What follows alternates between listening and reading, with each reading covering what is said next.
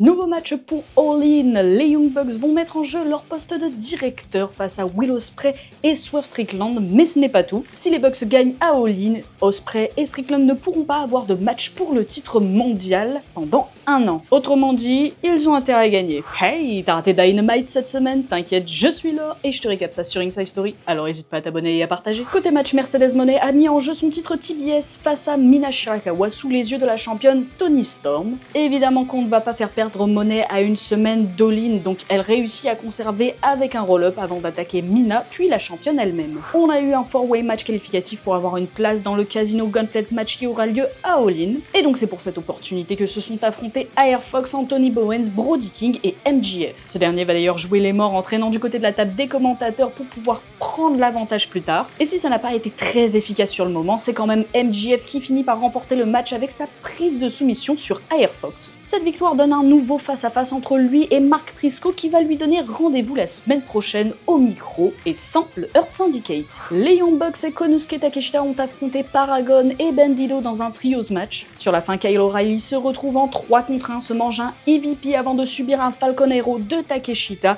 ce qui l'empêchera de se relever lors du tombé. La faction Ingobernable était là ce soir et elle a affronté Will Ospreay et Swerve Strickland et ah oui, ils ont perdu. Donc pas de surprise, c'était sympa, mais ça se terminera inévitablement par un fatal enchaînement de Ospreay et Strickland. Et dans le main event, on a eu le duel entre Kota Ibushi et Kazuchika Okada. Le champion va notamment utiliser l'arbitre pour prendre l'avantage et terminer la rencontre avec son Rainmaker. Ça n'arrête pourtant pas la Don Callis Family qui va continuer d'attaquer ce pauvre Kota Ibushi en après-match, ce qui fait intervenir Kenny Omega qu'on n'avait pas vu depuis l'attaque d'Okada. Ibushi et Omega font donc fuir le clan de Don Callis après avoir massacré Trent Beretta. Côté promo, Adam Page, qui est très bouillant pour All In, a proposé de faire de son match face à Jon Moxley un Texas Death Match. Et si le champion n'est pas très chaud au départ, il finit par accepter lorsque Marina Shafir se retrouvera à la merci de Page. Ce dernier veut quand même faire comprendre à Jon Moxley qu'il est prêt à tout et donc il envoie un bugshot dans la tête de Marina Shafir pour notre grand plaisir. Et enfin, Mike Bailey et Kevin Knight ont attaqué le Hurt Syndicate, mais autant dire qu'ils se sont fait exploser et pas qu'une fois puisqu'ils se relèvent à chaque fois. Kevin Knight finit par challenger Shelton Benjamin pour collision. Et sinon, c'est quand qu'ils officialisent le match pour All In?